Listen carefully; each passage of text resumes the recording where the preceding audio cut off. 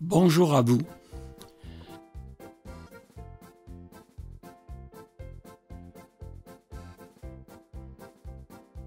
En allant vers la digue, le café français commençait à faire de vieux os. Pabst Robert et Clotilde, après l'avoir exploité un temps, l'ont loué. Je me rappelle de Beaumont Camille et son épouse venue d'Erstein. Tassera Marcel l'avait aussi loué un moment avant de reprendre le Lion d'Or. Voici encore un signe que les bistrots de Benfeld ne faisaient pas recette. Tout est logement. La télé y est pour quelque chose, peut-être, sans doute, mais en général, la vie a bien changé au cours de ces quelques décennies.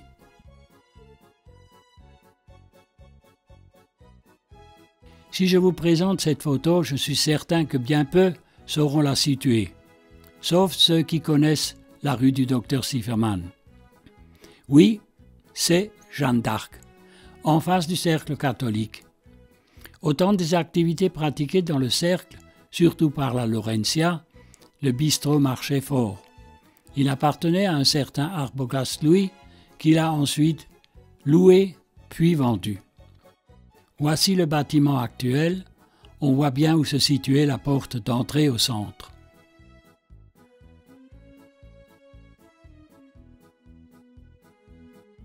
Revenons dans la rue principale. Au cygne est à gauche de la photo. Il appartenait à Dol Ernest, puis à sa fille Madeleine, épouse Quercy. La photo est très intéressante par ailleurs. On y voit la boulangerie Windetberger à gauche, le tabac Knobloch à droite et le dentiste Roter Fritz qui s'est ensuite déplacé au-dessus du cinéma central du Laathof. Au fond, le chausseur Blum, ensuite Drogerie Leer, maintenant architecture Chitier.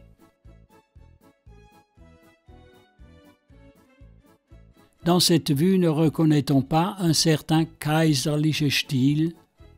Et quelle toiture! Après la Deuxième Guerre mondiale, le restaurant a encore été exploité là où l'on voit le laboratoire.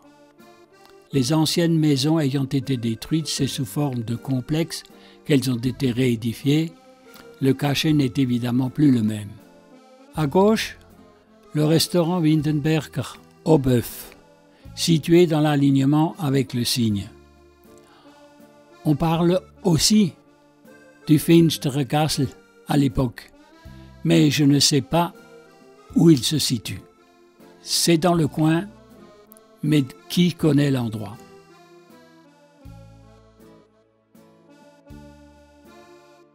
Exploité après la guerre par Paul et Madeleine Windetberger avec le cinéma Rex, le restaurant a ensuite servi de bureau à la sécurité sociale.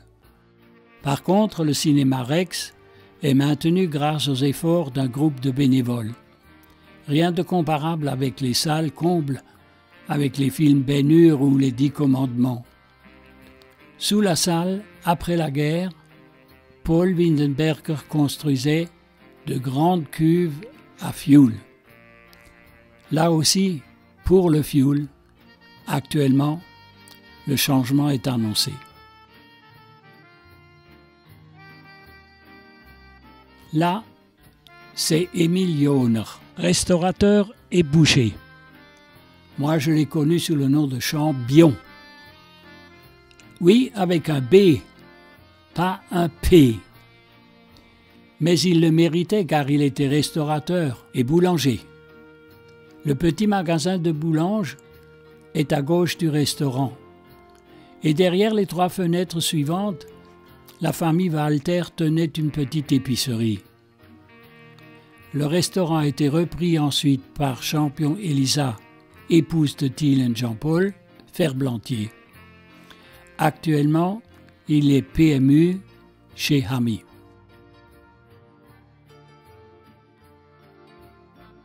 Dans cette même rue, singulièrement, les gens sont debout et les volets fermés. Même la brouette est vide. C'est curieux. Dans le fond, on voit le début du Lanthof.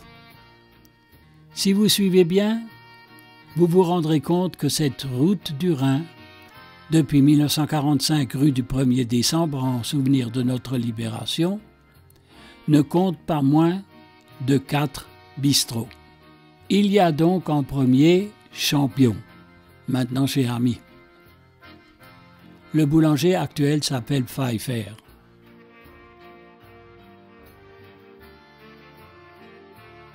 Il y a en second le Lion d'Or, propriété et exploité par Barthelme Mepps. Il y avait là la plus grande salle pour les bals des associations, carnaval et autres. À remarquer là aussi un magasin contigu. Je me rappelle des exploitants Tassera Marcel, puis Madame Richard. Après la construction de la salle des fêtes sous le mandat du maire Roche-Excel, les salles privées des restaurants ont été délaissées par les associations. En face, il y avait une exploitation agricole appartenant à Settle-Eugène et le troisième bistrot, Au Soleil, tenu par Kanter Eugénie. Je n'ai pas trouvé d'autres photos, mais le bistrot se trouve à l'arrière du mariage, conduit, si je ne me trompe pas, par notre Schweizer Rothschild, menuisier par ailleurs. Tu avais intérêt à te tenir tranquille à l'église. Sinon, c'était comme en classe de la photo du début. Vlan! Et même à genoux sur la marche de l'autel, comme à l'école sur le bord de l'estrade. Pour le Schweitzer, le regard et les gros yeux suffisaient la plupart du temps. Là encore, le Lion d'Or a été reconverti en logement. La ferme et le bistrot aussi.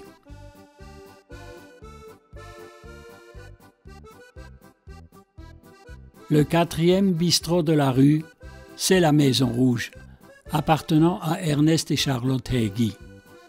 Il l'exploitait en même temps qu'une exploitation agricole et louait la salle attenante au cinéma central. Elle avait aussi servi avant de salle de bal. C'était un cinéma un peu vieillot, jusqu'au jour où le Rex a ouvert. Alors les films ne se déchiraient plus et les projecteurs étaient au top. Nous autres gamins étions en admiration devant Pépé Fric, le projectionniste, qui laissait toujours la porte de la petite cabine ouverte à cause de la chaleur des 2 projecteurs ronronnants. Madame Hegi a encore exploité le bistrot malgré son grand âge pour éviter l'ennui et pour ses quelques clients fidèles. Je me rappelle aussi que pendant ma prime jeunesse, une certaine Madame Heitz tenait le bistrot avant les Hegi.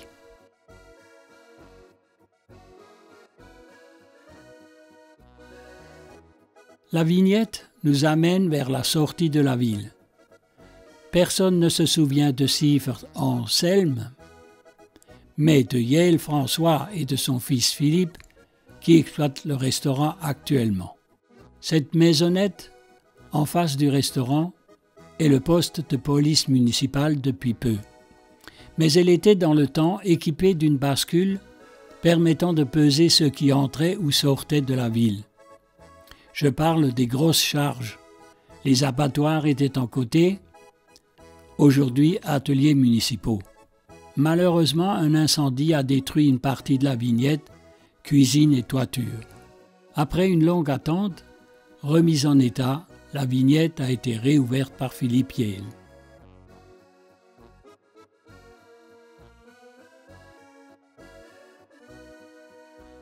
Nous arrivons au dernier bistrot de Benfeld que je connaisse, le Zoll, de Frau Riblet. Mais ce n'est pas elle qui a laissé la plus forte trace, mais les Menzler qui l'ont longtemps exploité. Après plusieurs locations plus ou moins réussies, une reprise en main fonctionne actuellement avec les époux Jean-Christophe et Francine Rose. Le restaurant est à côté de l'île et je n'ai pas pu m'empêcher d'admirer le solide assemblage du pont de bois de la route du Rhin, explosé lors de la débâcle allemande, puis reconstruit en béton armé. Voici l'aspect actuel du Zoll.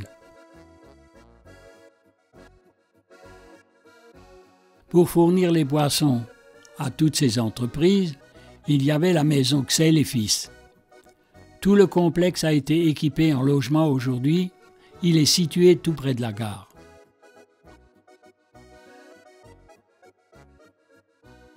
La maison Pensée Adolphe en face de la ville de New York est aussi en logement et une auto-école. Pensée mettait la bière Ancre en bouteille et vendait du charbon. Le marchand de boissons Gilles Lucien, rue Fauche, est en face du café alsacien. Il était aussi ambulancier. Il était aussi le frère de Gilles Paul du restaurant de la gare. Enfin, la maison Dole, puis Dole et Renier, livrait les boissons, les limonades faites maison, du charbon et fabriquait des barres de glace que les restaurateurs utilisaient pour rafraîchir la bière jusqu'à l'apparition des comptoirs réfrigérés. Bien sûr, des fournisseurs extérieurs faisaient leur livraison également, et certains restaurateurs allaient chercher leur vin alsacien en fût chez les viticulteurs.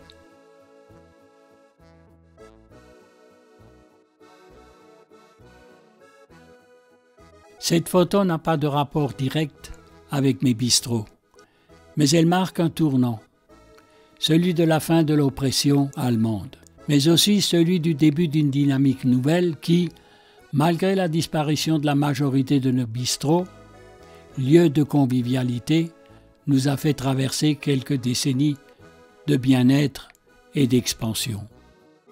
C'est ainsi que c'était avant. Le clocher, lui aussi détruit, a été reconstruit, peut-être un peu trapu, d'après moi. Je le trouve moins bien qu'avant. Il était si fin, il avait tant de charme, comme le clocheton préservé de la mairie. C'est net. Pour finir cette petite histoire, je vous dirai que j'ai compté, recompté. Je ne trouve pas un bistrot de plus. Benfeld comptait 25 bistrots ou restaurants ou cafés ou auberges de mon temps, peu importe la dénomination. Pas un de plus, pas un de moins, pour 3000 habitants. Nous sommes actuellement plus de 5000. Salut Bissau.